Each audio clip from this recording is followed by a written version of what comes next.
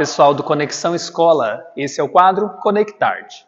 No programa de hoje, nós viemos à Galeria da FAV, Faculdade de Artes Visuais da Universidade Federal de Goiás, conhecer o artista visual Cássius. Cássius vai falar da sua trajetória artística. Trajetória essa que está muito ligada à sua infância e está representada aqui na exposição Projeto para a Construção de uma Memória.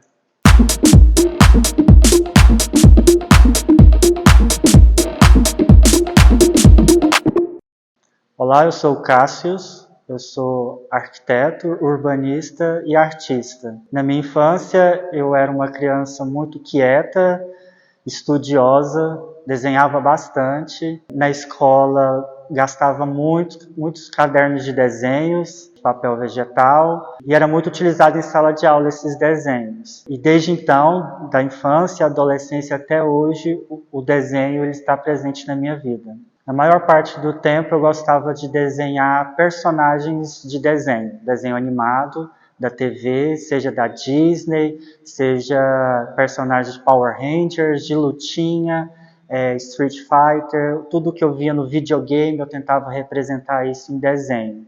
No ensino médio, quando eu escolhi fazer arquitetura, foi algo relacionado diretamente com o desenho também. Os próprios professores do ensino médio falavam que eu tinha que fazer arquitetura porque exigia o desenho. Então, minha primeira formação foi em arquitetura e depois da arquitetura eu fiz artes visuais.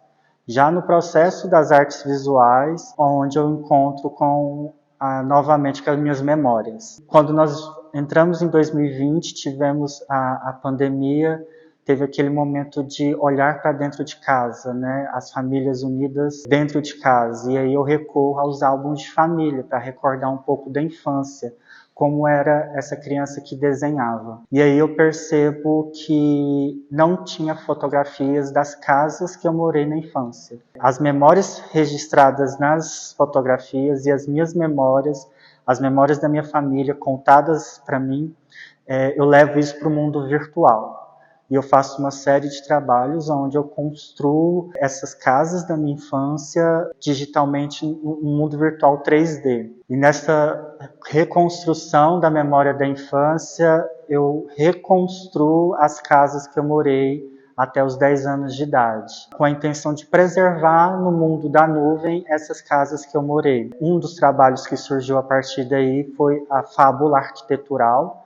É um trabalho de série de 9 imagens de arte digital, modelagem 3D e renderização, onde eu conto uma fábula da criança que vai esquecendo seus brinquedos. Acontece o apagamento dessa infância, uma tentativa de fabular essa infância que ficou para trás. Também num momento onde eu deixo o virtual de lado e vou novamente para as manualidades, eu construo essas casas em miniaturas e pinto elas de spray dourado para dar uma ideia de ouro e guardo elas em caixinhas. São 4 caixinhas com essas 4 casas. Uma caixinha tem areia, na outra tem água, brita e cimento, representando os 4 elementos fundamentais na arquitetura para a construção de uma casa, que se forma o concreto. E aí depois, nesse movimento de construção, preservação dessa memória, eu decido resgatar o virtual, só que ao invés de construir, eu quero fragmentar. Eu quero expandir esse universo da infância. Então eu retomo as 4 casas da minha infância e a partir do quarto da infância, do quarto da criança, do meu quarto, onde é o esconderijo, onde é o lugar de fuga, eu expando, fragmento essa casa e crio a série Casa Elementar, onde o purismo geométrico, as cores primárias, né, azul, vermelho e amarelo, além do branco e do preto, eles resumem o que foi essa infância. No trabalho Casa Elementar, a intenção é geometrizar essa infância. A criança ela é pequena e para ela o mundo da casa é gigantesco. A torre da caixa d'água é uma torre gigante, porque o olhar da criança é um olhar mais baixo. Então tudo que ela olha para cima é como se fosse um castelo, é como se fosse um palácio. Então, as 4 casas elas vão sendo fragmentadas no seu espaço, tudo a partir do quarto, por isso que eu uso elementos da cama, simbolizando o quarto. Se fosse possível digitalmente ou visualmente nós juntássemos esses planos novamente, a cama estaria exatamente no lugar onde ela está na casa.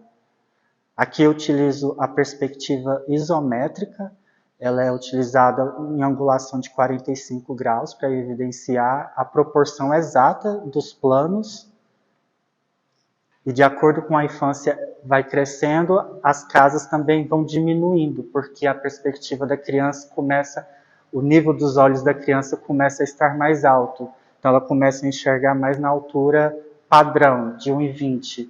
Então a casa que antes era um palácio, ela começa a ficar mais realista, num pensamento mais adulto. De acordo com que a criança vai crescendo, a altura dos olhos também acompanha. Então a perspectiva das casas começam diminuindo.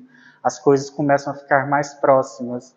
Vai perdendo um pouco da fabulação, da imaginação, daquele encanto de uma imensidão onde a criança vivia.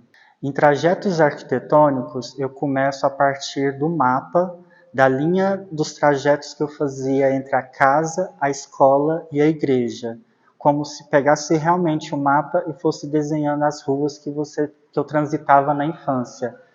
E a partir desses 3 trajetos, porque eu morei em 3 bairros e 3 cidades diferentes, a partir desses 3 trajetos eu começo a fabular, como se a visão da criança fosse curva, como se ela olhasse para um ponto e fugisse para o outro, olhasse para o outro e voltasse para o outro ponto. A partir de alguns papéis antigos que eu tinha, eu quis reforçar o grafismo através da caneta nanquim e criar essas formas. Ora parece uma arquitetura, ora parece raízes de árvores, ora parece um ritmo desacelerado, um ritmo acelerado. Os desenhos foram pensados principalmente na perspectiva que ele mesmo ia processando durante o desenho. Eu percebia que determinados ângulos dos arcos me forneceria perspectivas diferentes e fui tirando partido dessas angulações.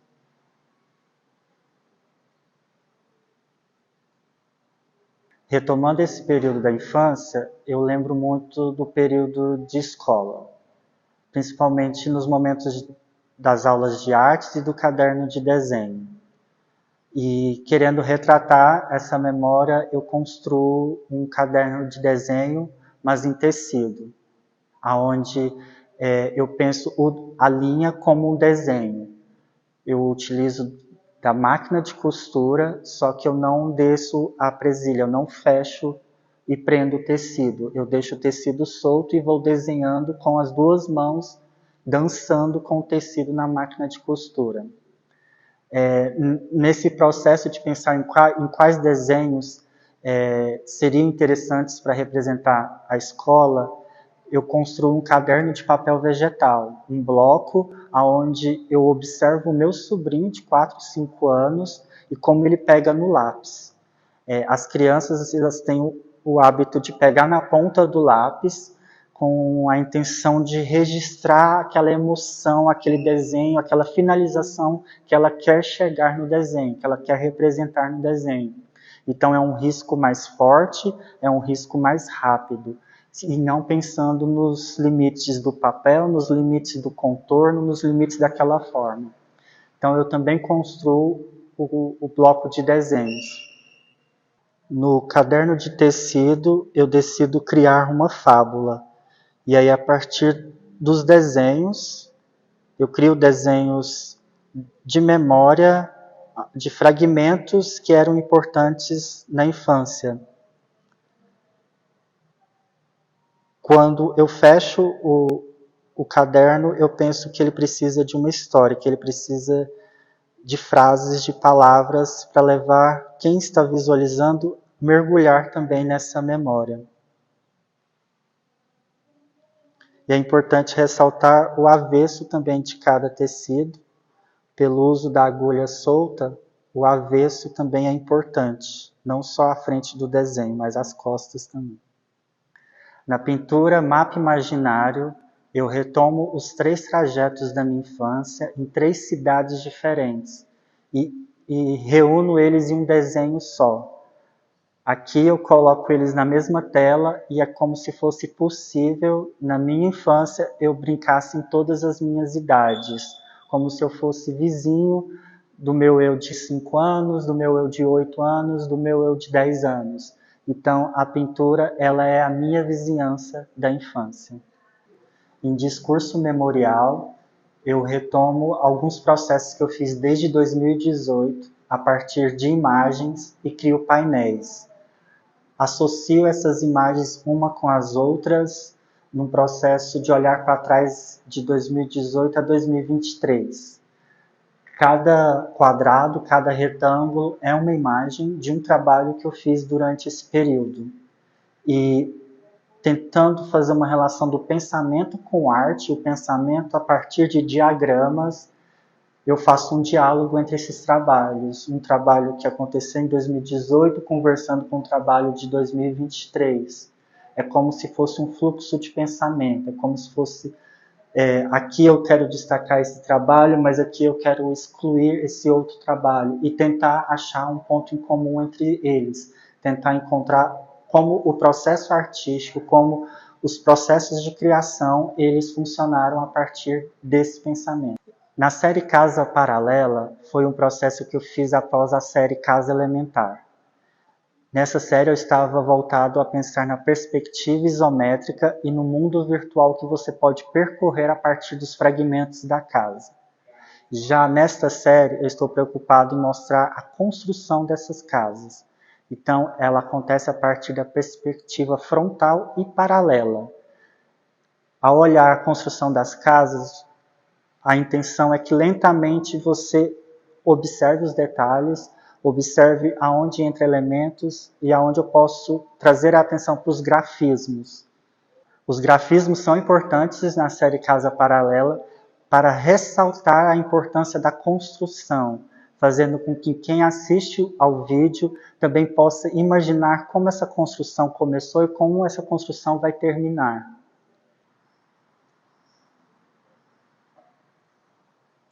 Menino de Ouro é quando eu volto os olhos para a minha infância católica, pensando naquela infância onde a Igreja Católica tem vários símbolos, vários signos, aqueles tecidos finos, objetos dourados, objetos de ouro e pérolas.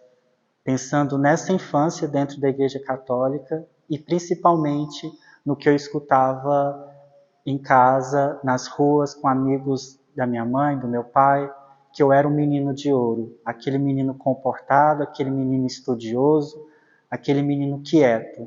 Então, de uma forma para ironizar essa expressão, que ele era um menino de ouro, eu crio um menino de ouro.